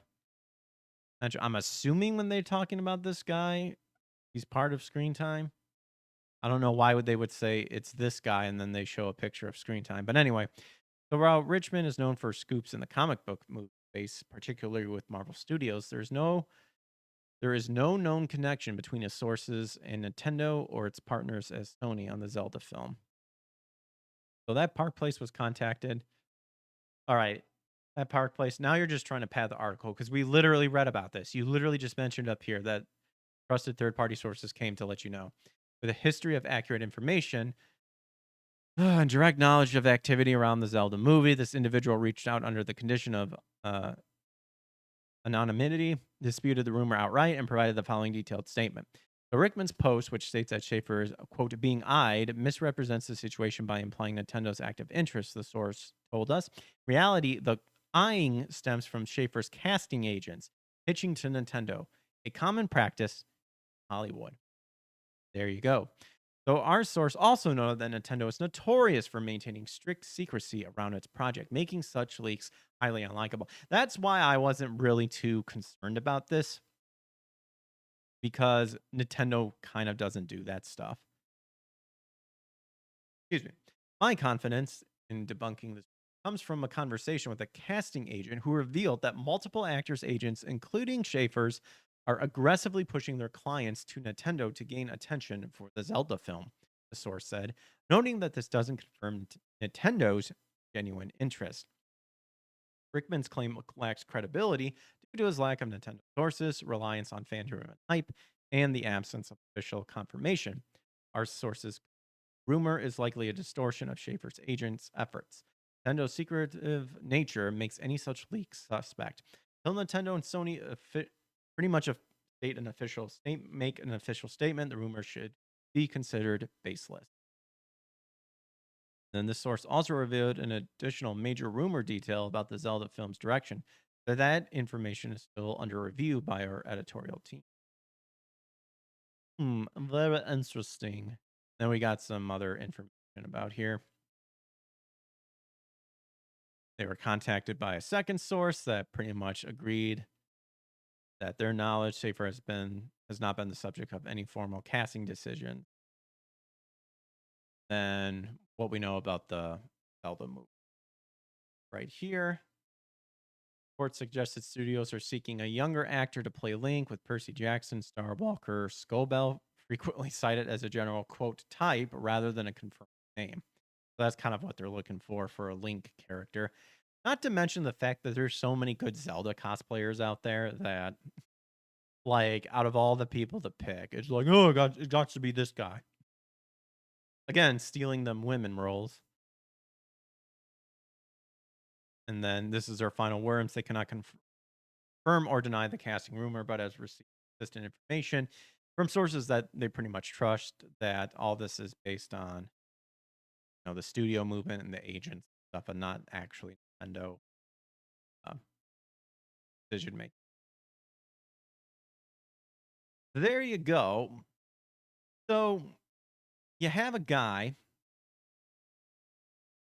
trying to be pushed up to play a female role in a video game specific. You want to know what's actually messed up? Is a woman, a man, but not just any man, the Son of God himself, the Word made flesh. That is, of course, everyone's favorite Cynthia Erivo, who dismisses Christian backlash to her playing Jesus Christ Superstar. Of course, because these demons will do everything that they can to insult Christ. Because Christianity is the religion you can get away with, because you never see these people making fun of Buddhists or Muslim or anything like that. Oh, sir. So Cynthia Erivo knows that Christians are upset she's playing Jesus, and her response likely won't win any of them over. She's no stranger to headline-making roles, but her latest casting has ignited a fiery storm of controversy. When was this article released, by the way? June 3rd. Okay, so today. So there's part of Wicked, The Color Purple, and for whatever reason, got that role of Jesus Christ in the upcoming 3-day rerun of Jesus Christ Superstar at the Hollywood Bowl. But rather than address the growing wave of criticism from the faith-based audience, because, yeah, who did create Jesus Christ Star as well? I've seen a little bit of it, but I never really cared for it. So instead of, addressing the wave of people being upset that their savior has been race and gender swapped with empathy or nuance, because I'm sure they would have done it with Muhammad if there was a, Muhammad superstar, a Muhammad superstar, a Broadway musical. Because I'm sure they would do the same thing, because they're all about equality, right? She embraced the outrage with a grin and a provocative quote. But when asked by Billboard about all this backlash, she responded bluntly. Why not? She asked in response. You can't please everyone. So are you saying that, again, if this was Muhammad the musical, that you would still be saying this? Me thinks you wouldn't. Me thinks you wouldn't. There's legitimately a 3-day performance at the Hollywood Bowl. Oh, okay, that makes it okay. It's only 3 days. Huh, ironically, this, 3 days like when Jesus Christ died and rose from the dead, where I get to sing my face off. So hopefully they will come and realize, oh, it's a musical, the gayest place on earth. Oh, that just makes me not want to go see it, because, just look at this monster, and you tell me and goes, yes, perfect representation of my Lord and Savior. Ah, yes, she nails it. Manga says you can't reason with crazy folk. Muslims would be outraged. Or what about the Buddha the musical? Why don't we just have musicals for all the supposed deities there? Clearly, one of them's right and one of them's wrong. While the off-tan tone might play well to progressive audiences, the reaction among many Christians has been swift and intense. The combination of this bitch's casting in her comments. I like how I'm not even caring about reading her name anymore. And her comments have been perceived by many as a deliberate mockery of Christian belief, particularly the idea of Jesus being portrayed as a vehicle for identity politics in what is effectively a stylized rock opera about his final days. And yeah, and that's pretty much the big thing too. That's pretty much the biggest thing why people are pissed off about this is she has a history of bringing in identity politics and all this garbage in something that has nothing to do with it whatsoever, but it always has to be about her because these people are narcissists. So you know she's going to say something about it. So what's raising eyebrows isn't simply that a woman is playing Jesus, that as president in experimental theater, for better or for worse. Rather, it's the way Iervo is framing the production. Her description of the show appears as a pointed jab at the religious significance of the material matter. Which I don't get this too. See, again, these people supposedly hate Christianity so much that they bash it whenever they can. But yet, when it's the source material, they'll go ahead and jump into it right away. But of course, the whole reason why they can do it is because it's in their mind mocking religion, and that could very well be what like the intentions of Jesus Christ Superstar is. I haven't looked into like the history of how it came about and all that stuff. So she reduces it to an expressive stage show meant to be celebrated for more its theatrical and subverse than for its narrative power. Then why whatever? It's like, to me, it's like, well, why even do it then? The only that's all the more reason why you agree to it, because so you can make a mockery of it. Again, so original and so profound, by the way. Like, we've never seen Christianity be mocked before. The message seemed clear. This version of Christ Superstar isn't aimed at religious audience, though really how many actually have been, nor is it asking for their approval. It's a cultural reimagining that proudly wears its identity-focused themes on its sleeve, and if it's that offensive to people of faith, again, these people charge in, are right with, are happy to do this. Casting is not without precedent. Iervo previously portrayed Mary Magdalene in the all-female concept album of Jesus Christ Superstar. The upcoming production at the Hollywood Bowl will see her joined by Adam Lambert. Oh, surprise, surprise. Isn't that the gay homo in part of Queen or something? Another high-profile singer who often challenges traditional expectations as Judas. But it's not the tone, not just the casting, has generated this headline. Some critics see this as a part of a broader trend in entertainment to reinterpret sacred figures through the lens of modern ideology, often at the expense of reverence or tradition. Wow, good job, critics. You just now noticed this? I saw this for quite a while. And again, it's only Christianity. It's always Christianity. It's always the Christians. You'll never see do this with Muslims, Buddhists, with Hinduism, none of this stuff, because they'll treat it with respect. We got to respect all this. What's up, Chaos Smash? Christianity, pure evil. But then again, exactly what the secret societies want you to believe. The Freemasonries and all that stuff. They actually believe in Lucifer, who they think is the true God, and the God of the Bible is the evil God. See, they twist it around, because that's all that the demons and the fallen angels can. They bastardize everything that God has declared. They pervert it, shape, and form, even going so far to say Lucifer, which in Ezekiel, I always get the Ezekiel and the Isaiah messages flipped around, but I believe it's Ezekiel. They use the word used is Lucifer, which is really a Latin word, or not a Latin word, an Italian word that actually the secret societies use. That's how they try to twist it a little bit. But his real name is Hellel, which means the light bearer, the shining one, son of the dawn. And that's kind of where the incorrect application of the morning star. Now, morning stars are an angelic host, and he's part of that order, but he's not the morning star. Christ is. But again, see, you know, you didn't know that. It's we just assume. And of course, I always encourage people to do their own research, but that's from the studying that I've done and from people that I've prayed about and believe that they are indeed just trying to teach the word of God. Uh, Conclusion I've come to, and it's still working on.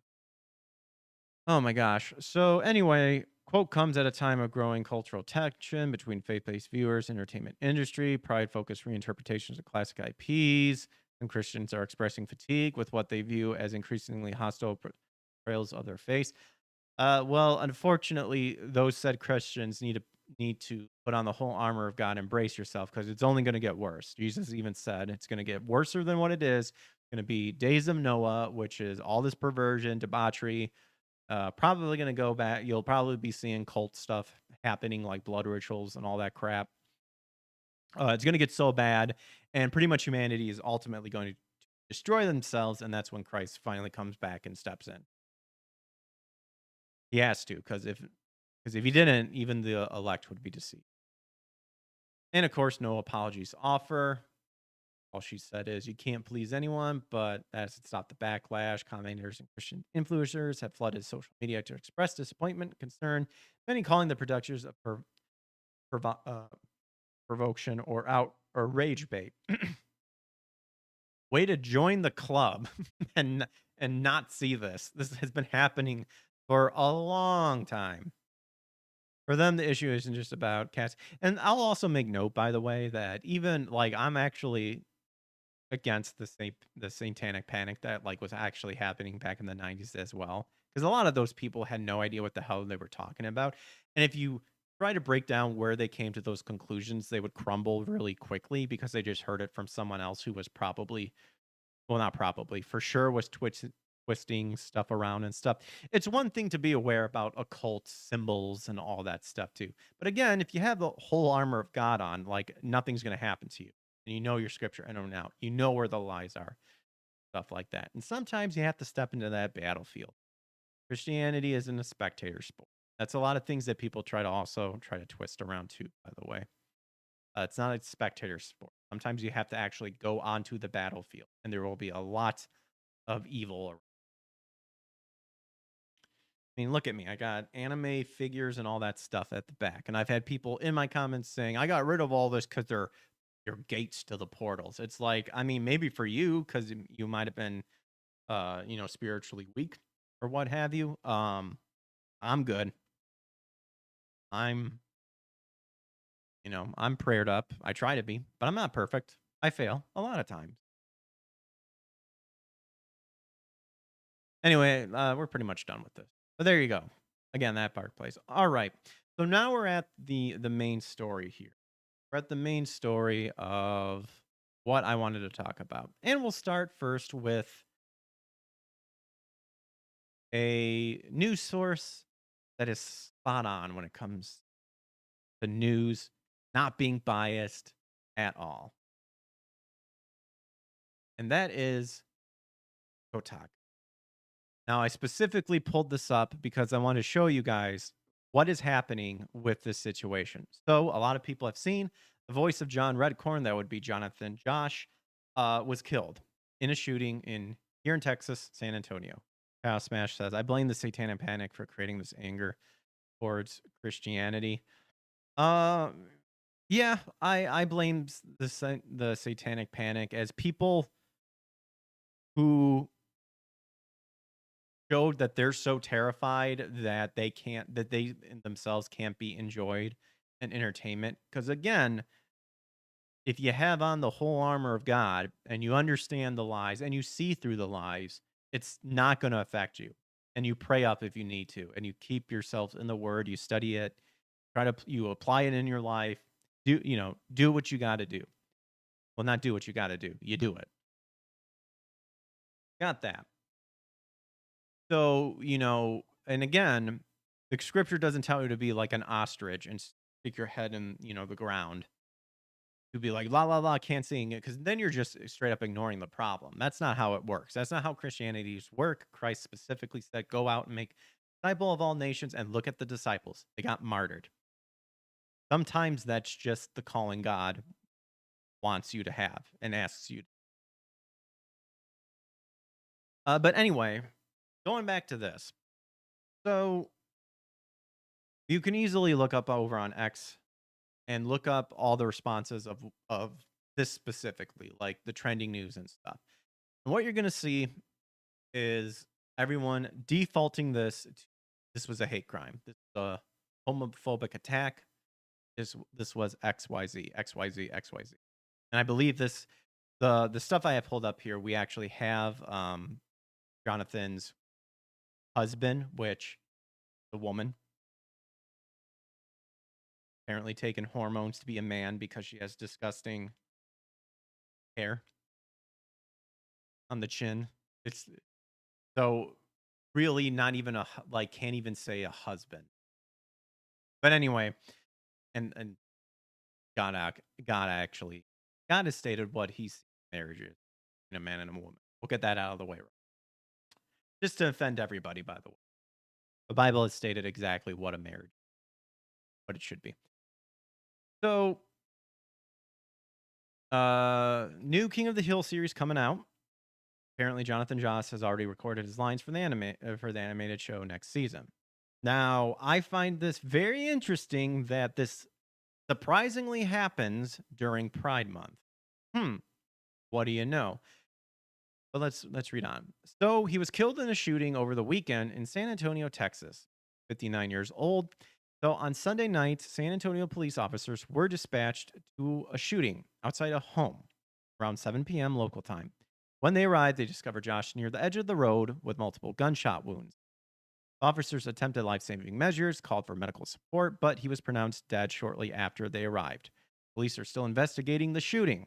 Keep that in mind, because the knee-jerk reaction for everybody about this is that this was clearly a hate crime. And it's all based on what Jonathan's was he actually married her? I don't know. Quote, husband. So TMZ, which was the first outlet to break the news, reported that Josh was shot by a neighbor after an argument turned violent. So, for those of you that may not know, he voiced John Redcorn, a Native American healer and musician in the King of the Hill since King of the Hill second season. Variety reports that he had already recorded his lines for the upcoming revival, which is set to arrive on Hulu this August. Redcorn will appear in the second episode of the show's upcoming 14th season. Will likely appear a few more times before the new season ends. He also appeared in Parks and Recreation multiple times as Ken Hotate. So TMZ further reported that Josh had returned to his home on Sunday night after it had been burned down in February, allegedly due to him using a barbecue pit. Now, this is one of the things that the people that are trying to paint this as a hate crime is saying that the person who shot him was the one that burnt the house down. You'll see why. TMZ says that after he discovered the skeleton of one of his dogs, which had been killed in the fire in the remains of his home, he grew agitated and began ranting at others in the area. Reportedly, this was a common occurrence, according to TMZ, who allegedly got into a heated verbal conversation with a neighbor in the area, who later returned and shot Josh multiple times. Now, this is where everything gets confusing, because according to his, quote, husband, it sounded like the house was already burnt down and he was homeless, and that this supposed homophobic, insane person constantly tormented them, burning their house down, killing his dog, hanging the dog's skull when he was getting his mail. But we'll get into that. So here you go. The actor's husband, Tristan Kern D. Gonzalez, posted a lengthy statement on Facebook alleging that the people in the neighborhood had been threatening the couple for years over their relationship. The later actor's husband claims that when they returned to their burned down home, a man approached them and yelled homophobic slurs before shooting Josh with a gun. Now, I'm not going to lie. My first reaction when I read the full lengthy statement that we can actually pull up here and read is that this is Juicy Somalia 2.0. A lot of this makes no sense whatsoever. You're telling me that you lived in a neighborhood for years, apparently being tormented by your neighbors for being in, for being in the relationship, and yet decided to still stay there because I'm sure um, you know, we're a strong, gay couple or whatever. We shouldn't be leaving, XYZ. Like it doesn't make sense. Let's pull up here the full length statement from Tristan Kern D. Gonzalez, husband of Jonathan Joss. So my husband, Jonathan Joss, and I were involved in a shooting while checking the mail at the site of our former home. But right away, it sounds like the house was already burnt down. Article made it sound like it just happened. That home was burned down after over 2 years of threats from people in the area who repeatedly told us that they would set it on fire. We reported these threats to law enforcement multiple times and nothing was done. So this already had red flags up for me for many reasons. Number one, interesting in how you're in this apparently terrible, that you deem terrible neighborhood with apparently homophobes up to wazoo, and yet you still stay there.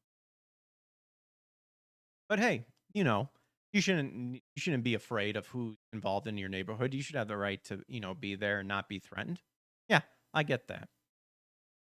We reported these threats to law enforcement multiple times and nothing was done. This I also find sus because we've heard this excuse so many times that we've talked to law enforcement so many times and they just don't care. Police just doesn't care. I don't know. To me, in 2025, with the way corporation, does the Pride Month and all this stuff and whatnot, I find it silly that you've been constantly reporting this for the police for 2 years and they've not once done a thing. Like no one's come out to check or acts. It's like I don't believe that. I do not believe that for a second. Like if this is such a bad area, why aren't you filing like a lawsuit or something? Like why aren't you filing something? I'm sure there's steps that you did. I don't know the law. I don't know. But again, this is what I'm talking about. Just Justy Somalia 2.0. We've heard something similar exactly like this, and look what happened. It didn't happen. Throughout this time, we were harassed regularly by individuals who made it clear that they do not accept our relationship. Well, that's their right. Hate to say it, but that's their right that they do not accept your relationship. Now, again, what do you mean by harassed? They're claiming that much of the harassment was openly homophobic. That wherever they went, slurs were being shouted back at them left and right, which is very interesting because, again, these people want you to know who they are because they should not be afraid of of our sexual orientation. We have the right to be who we are, nah, nah, nah, nah, nah. And yet, when they're clearly being noticed, they get offended by it. And again, what do they mean by harassment? Like someone looked at you the wrong way? It happens. Someone like chuckles maybe as they walk by because they just look at you and just be like, wow, amazing sort of thing. Anyway, let's continue, shall we? When we returned to the site to check our mail, we discovered the skull of one of our dogs and its harness placed in clear view. So now, as you can see, this is the very first thing that we knew about this, might I add you. So everyone is going based off of what this person said had truly happened. What I read before is the information that we are getting about. So, but you can clearly see like how weird this is. Because sometimes it seems like the house was set on fire and this happened literally as the house is burning in the background, but now it's not. But it is. It's absolutely insane. Let's see. I want to say this was posted like fairly quickly. So not even time to reflect at what happened. This is where the insanity of social media comes into play, is that these people have been programmed to where they need to share their feelings and stuff as quick as possible out on social media with no chance to reflect that and to analyze their emotions, and stuff like that. It's boom, that knee jerk reaction. I'm sorry, but no person behaves like this when something like this happens. And multiple people, sane people, normal people, I would feel, would tell said person, dude, don't don't go online. Like you need to reflect. Like you're in pain. Like you need to think straight. You need to do something. Going online should be the last thing you do. Like for me, if we want to give my thoughts on the matter, as someone who suffers from chronic depression, ADHD, um, like high functioning autism and stuff like that. When I am under super emotional distress, I don't go out on X and stuff and post stuff. I actually find it very hard to talk to people because I simply internalize everything. That's part of my struggle in terms with that because I obsess over it. Is that whatever thing is I feel conflicting is essentially in my way in my life for preventing me to do what I want to do and to feel, and to get back into the routine of how I feel throughout day to day life. I want to do whatever I can to get it out of my way. That's me. There's a little hint of me. See, I did the mental health and awareness thing that Ubisoft said. But again, that's just a quick tidbit. Anyway, going back. So this caused both of us severe emotional stress. So we began yelling and crying in response to the pain of what we saw. Now, this is where I'm confused. So, are you saying you came up to said house, which is apparently on fire, with said dog killed that apparently has been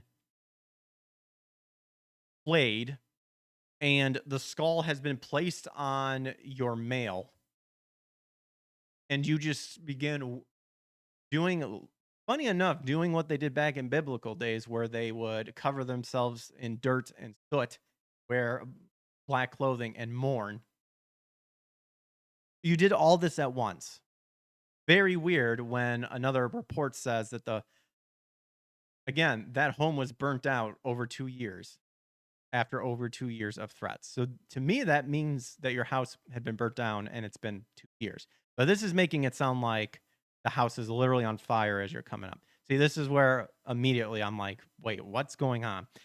So while we were doing this, a man approached us. He started yelling violent homophobic slurs at us. He then raised a gun from his lap, fired. And yet the report states that he was in a car and he drove by, got into an argument, and then boom, boom, boom. So Jonathan and I had no weapons. Why? Why not? You're literally in Texas. It's literally constitutional carry. You do not need to get a license. You do not need to get a concealed permit to carry a handgun. You're saying you're in this neighborhood and are terrified for your lives, and yet you have no weapons. You are not threatening anyone. So what? You literally have a chance. You have one of the highest. You're in a state that has the highest Second Amendment rights given to you, where now you don't even need a concealed carry license. It's constitutional carry. You can just carry it, and you choose not to. So I'm sorry, that's on you. When the man fired Jonathan, pushed me out of the way, he saved my life. Now, I was thinking about this. I was thinking about the fact on how is this actually possible? Because you literally, to me, you would have to have pushed Jonathan or Jonathan would have to have pushed you out of the way, and then the person shot, And where you were standing, Jonathan is now standing, and he was hit and killed. This makes it sound like the gun was fired, and Jonathan was so fast he was able to push the husband out of the way and took that bullet and died. Now, I'll be honest, that doesn't make sense to me because as someone who's hunted and has hunted deer, you don't shoot exactly. If you're seeing a deer running, you don't shoot exactly where the deer is. You want to lead it a little bit so that when you fire, the deer is running into said bullet. So that stood out to me too. That made no sense. So Jonathan is my husband. He gave me more love in our time together than most people ever get. Well, despite living in an abominational lifestyle, good for you in terms, because I don't know if anyone else would ever. So I guess hats off to you. We were newlyweds. Okay. We picked Valentine's Day. We were in the process of looking for a trailer and planning our future. He was murdered by someone who could not stand the sight of two men love each other. Well, you're a woman. So that's incorrect. I was with him when he passed. I told him how much he was loved. To everyone who supported him, his fans, his friends, know that he valued you deeply. He saw you as family. My focus now is on protecting Jonathan's legacy and honoring the life we built together. If you're concerned as how someone coped with trauma or how loud they speak when recruiting injustice and being ignored by authorities, then you never truly cared about my husband. Yeah. Yeah, because I don't follow your husband's life. Because I have my own life to worry about. And this is and this is exactly what I'm talking about. This is how insane social media has gotten. How insane people are addicted to it, dopamine. This is saying if you're someone who doesn't immediately go to social media and share your feelings and cry and whine, and then try to cover whatever it is you're suffering from and blame it on a racist, sexist, homophobics, and stuff like that, then you're evil, pretty much. Jonathan saved my life. I will carry that forward. I will protect what he built. So again, this is what everyone saw in the beginning when this news first broke. And as we read here, completely not what it sounds like.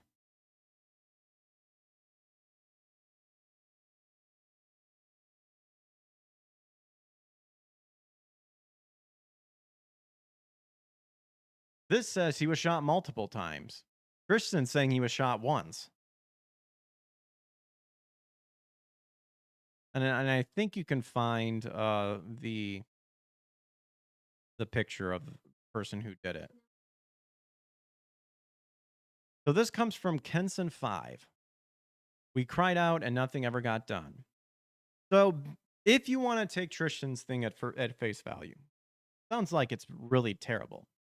Now, I'll be the first to admit a broken clock is right twice a day. Sometimes this stuff actually does happen. But there are too many insane things in that a statement that doesn't make sense to me. And apparently doesn't make sense for a lot of people too. Because this wasn't mentioned at all by Tristan. King of Hill actor walked neighborhood with a pitchfork, neighbors say. Many neighbors said Jonathan Josh and neighbor Sigfrido Alvarez, that is the person who shot him, traded threats for years. On Sunday night, Alvarez was accused of fatally shooting Josh. So the popular voice actor, okay, so we know he was shot to death on Sunday near the site where his home had stood in a Southside neighborhood. His neighbors are painting a picture of the man behind the character as police charge his neighbor with murder. So the San Antonio police, so keep in mind, Kristen and these people are saying the police never done anything. They never did anything. They never listened to their report. Well, apparently they did indeed listen to the reports, but it sounds like it wasn't the reports Tristan and maybe Jonathan didn't want people to know. And that is that the police say a long-running neighborhood feud turned deadly Sunday night on well, it's public information. Again, you can find this on Ken's 5, but there's the name of the street and where it is. But neighbors said this is a long time coming. Josh, whose legal name was Jonathan Josh Gonzalez, had lived at a home on Dorsey Street until a devastating fire earlier this year. Again, it sounded like the house was literally on fire when they found the skull hanging from their mailbox. At least to me, that was how it was kind of framed in my head when I first heard it. So neighbors told Ken's 5 he was at the site Sunday night checking his mail, which he did regularly when something went terribly wrong. A video shared by a neighbor who was present shows a man who they identified as Josh pacing up and down the street with a pitchfork and screaming. The neighbors say it was common behavior over the years for Josh to scream while carrying weapons, and even though they say they didn't like it, several neighbors said they were surprised when a man who lives just 50 yards away responded to the situation with a gun around 6 p.m. Sunday. Kind of paints a different picture than what Tristan was painting, right? Here are these two gay people mourning over their house being burnt down, which apparently was caused by Jonathan himself, not this person, whose dog, who you would think they buried the remains or maybe they weirdly kept it or what have you. Somehow said person got a hold of their dog's skull and hung it around their mailbox. And then the icing on the cake to completely break their spirit as they were mourning came up and was planning to murk them. Doesn't make sense, does it? Doesn't make sense at all. They say Josh was shot and died in his own driveway, and they say this was a situation that could have been avoided. Loki says, weird. That was my first instinct, too. This all seems really weird. But you can't think that way because you're a homophobe. You should have just gone with what Tristan said. Innocent, gay, transgender person just trying to live their lives. Never did anything wrong. Just wanted to live in a peaceful neighborhood, but the neighborhood was just a den of homophobes. But the neighbors said that he died in his own driveway, and they say this was a situation that could have been avoided. Basically, it was the neighbors who called. We cried out wolf to the city of San Antonio, to 311, to arson investigators about a neighborhood feud several times, and nothing ever got done, one neighborhood said. So it was really the neighbors who reported this. Tristan says we avoided this all the time. And the neighbors are saying, well, it's not one-sided. This has been going on for a long, long time. Police, and here's the picture of the person. And people are already bashing this. They're already saying, oh, he's a Republican. I'm sure they'll label Christianities as too, because that's always what they do. Basically, we cried wolf to 311 to arson investigators about a neighborhood feud several times, and nothing ever got done. The police accuse Siegfried Seja Alvarez of pulling the trigger, and he is now charged with murder. His bond has been set at $200,000, and last checked, he remained behind bars. Many neighbors said Josh and Alvarez had a long history of trouble. They say both men have been showing weapons and trading threats for years. So this isn't a one-sided incident anymore, and it's certainly not a hate crime anymore.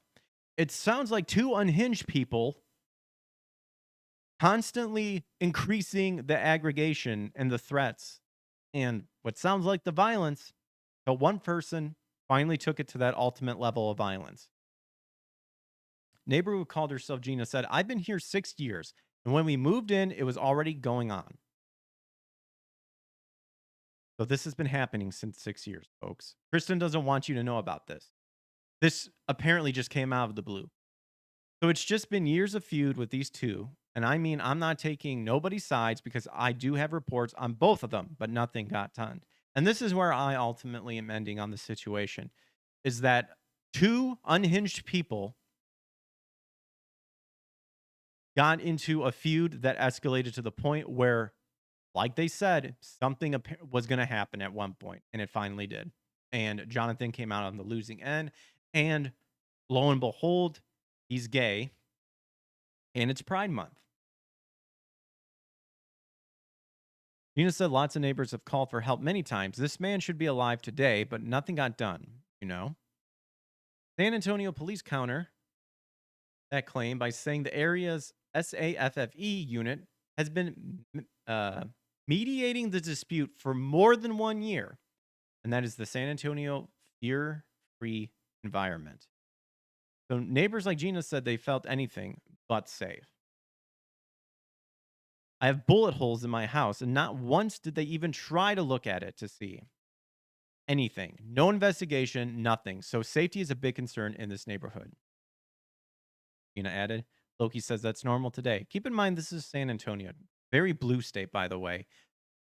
If this guy is registered as a Democrat, I would not be surprised. And that would put a huge damper into the whole spin on things. I've read comments of people already believe in Tristan and saying, yeah, homophobe, guarantee you Republican, probably, Christian. I'm sure some people threw that in there. I'm not surprised. So Gina said the feud took many forms, weapons, everything, gun shootings at all times of the hours of the night. Gina said, adding the men didn't shoot at each other. No, just shooting rounds at their own property and stuff. You could just hear the multiple rounds just blowing off on both ends, and he would be yelling a lot. The one neighbor said it was common to see Josh on his property with a crossbow while yelling about various complaints. Many said they have extensive cell phone videos of previous incidents between the two men. The log of police visits is also extensive. In addition to the fire that destroyed the actor's home, so in January of 2025, so this happened in January, Christian made it sound like it literally was set on fire like this past Sunday.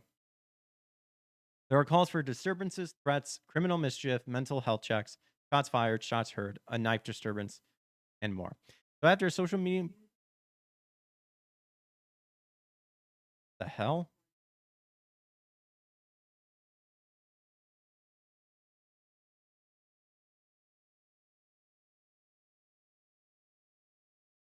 Okay, so I don't know why all of a sudden that started playing, but little preview ahead. That's Jonathan Josh with the pitchfork video. I don't know if you heard that. I don't think you did. So I need to...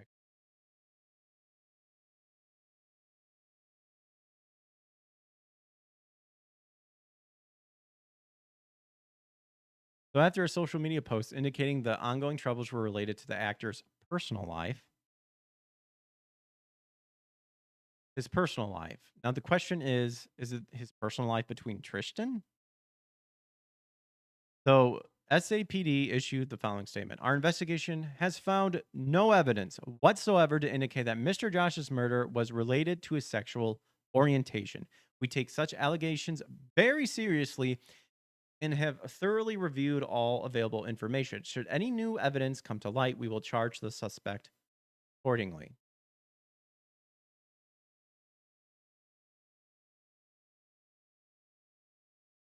Why did it just jump to this? Oh, wait, here we go.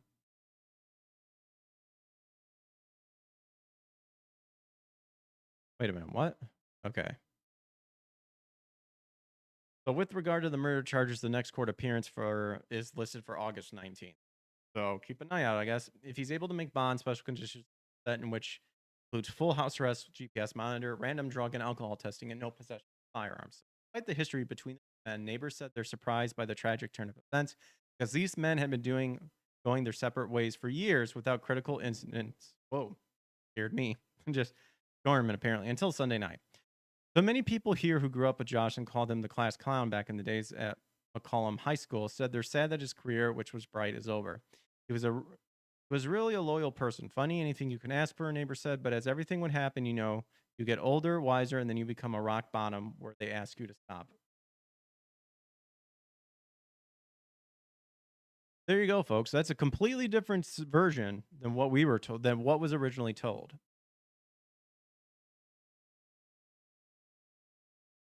And some people might say, no, that's not true. It's either Christian's word or nothing. Well, here's the video of Jonathan Joss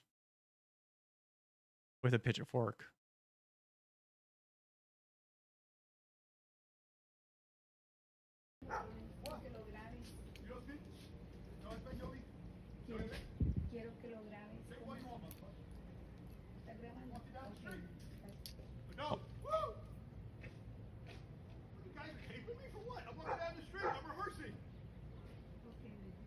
You're rehearsing. I'm sorry, but method acting is bullshit. You do not need to do this to rehearse. You could do this inside your house. And remember, people said he would do this all the time. And look what he's trying to say. I'm rehearsing. I'm acting. I make movies, man. I'm rehearsing the scene. Let's go die. You still look like that? I'm just walking down the street with taping me. Feel like that, man. What's it feel like? Think you're going to be going somewhere else. What's it feel like, bro? Debbie, Deanna, how you feel? That guarantee, boy, when you go to bed, you don't know when you're going to wake up. Oh. Just on somebody, that's reason for deportation, man. The cops dropped the case because they had no witnesses, right? But I had a witness. Go to bed and you won't wake up. So we're going to reopen the case.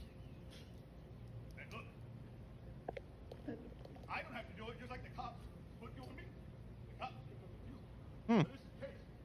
You want to know what's interesting about this? I'm hearing nothing about his sexual orientation. Think about it. You read that paper, you sign it. Reason for deportation. With my dog.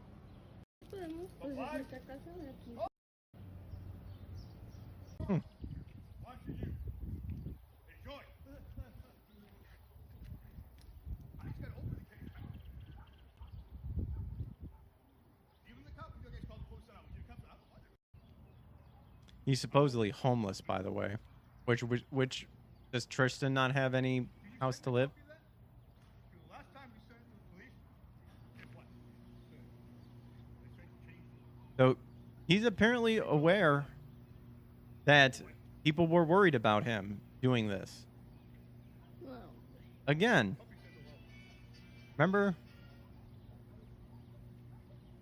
This is all homophobic, supposedly.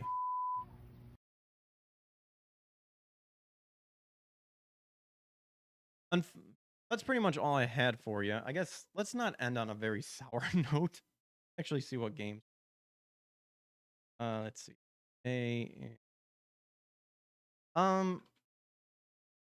But this all ties into Pride Month, homosexuality, all this. Is that if you do not believe a certain side, you are XYZ, you are labeled this, you are labeled that, and that whenever something like this happens, you just need to believe that the protected class is a victim. And this Pride Month and all this hurts those people more than it helps them. Because it gives them the idea that they are untouchable, that they can do no wrong, and that they can get away with insane behavior like this. It's not helpful. Like, and I'm going out of my way to not even bring up scripture about this, even though I could. I did it a little bit earlier, but this benefits no one. Like, Pride Month doesn't benefit anybody. And it hurts. Now, another thing I was thinking about too is I also think that the whole concept of hate crime, like, to me, is just retarded. And I'm not talking about like it happening. I'm talking about like literally having hate crime in the law. Because to me, I don't see how murdering someone because they're of their sexual orientation is really any different than murdering your wife because you want the insurance money. If it's declared murder, it's murder. Like how does being gay make it, super duper extra murdery or something like that? It's just insane. But to me, but more importantly, again, when these protected groups get so protected and think that they can do no wrong, that they can go ahead and start acting like this, which if you didn't act like this, probably none of this would have happened.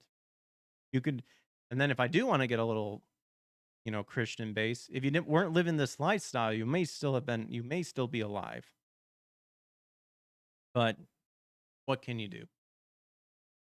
So you guys be the judge of what you think. Again, my overall conclusion, not a hate crime. It's two unhinged people finally at their wits' end, and one guy took the extra step and did something foolish. How sad. But let's not end on a low note. Let's end on a high note. So, this day in gaming, this will be June 3rd. Look at that. Super Mario Brothers, The Lost Levels for the Famicom Disk System. That would be Mario Brothers 2. At least for us in the US. Dead of the Brain 1 and 2. Never heard of that one. Oh gosh, Resident Evil Gaiden. Oh, speaking of gay, there you go. Crash Bandicoot Purple, Ripto's Rampage, Spyro Orange. Got some Hot Shot Golf, Lego Indiana Jones, The Original Adventure. Oh, here you go. Ninja Gaiden 2. Nice. Marvel Heroes. I actually heard Remember Me is actually pretty good. I have that for the PS3. I should play it sometime. Murder Soul Suspect. I remember playing this game. It felt very short, but the concept was good, but unfortunately not very memorable. That's all we have for today. Let's check out tomorrow. Oh gosh, Leisure Suit Larry in the Land of the Lounge Lizard. There you go. June 4th. Not bad games. Loki. Nope. I don't think so. Stunt Race FX. Rock and Roll Racing.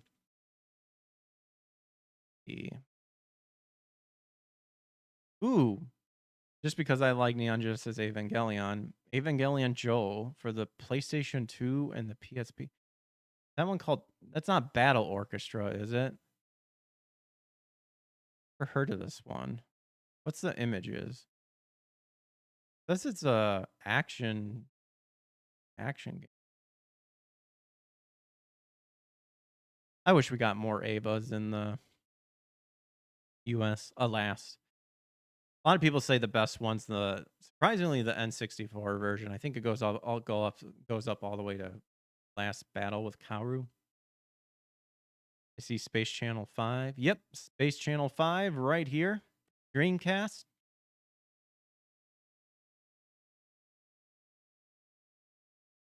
Vampire with a Y. I don't know how good that is. That just stood out to me. And that is pretty much it. Well, hope you guys got your news source for today.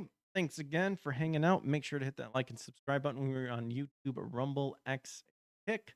Let me know what you guys think about everything. Insane all around.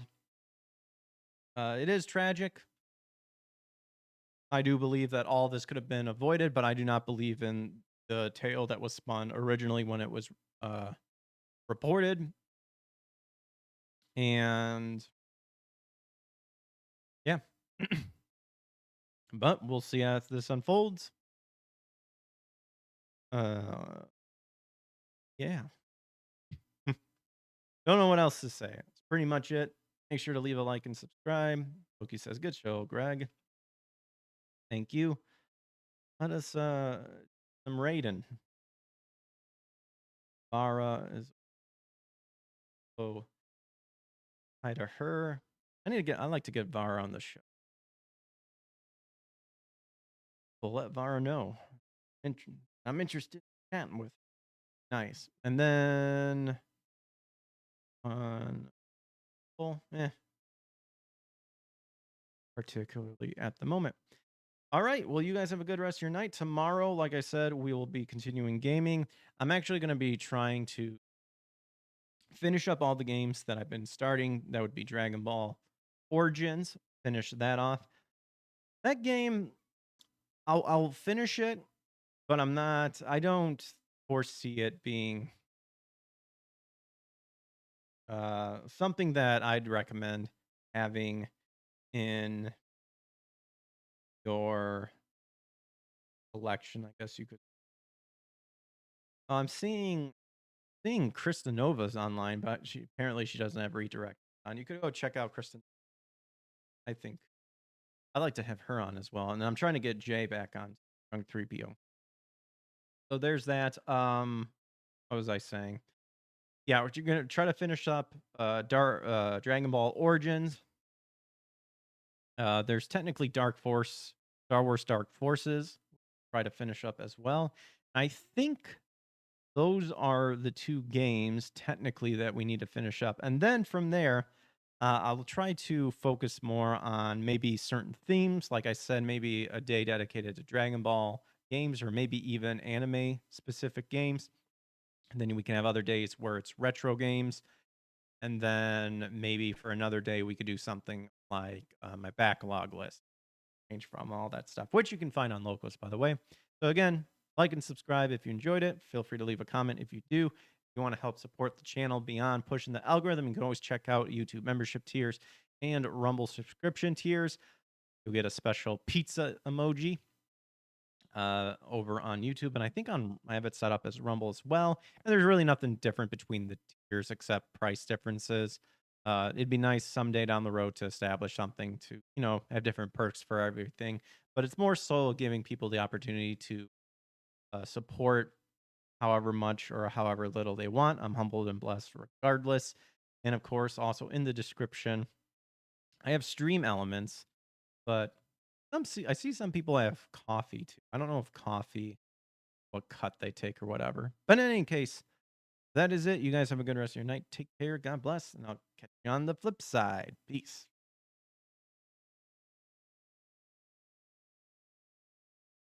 I am 30 or 40 years old and I do not need this.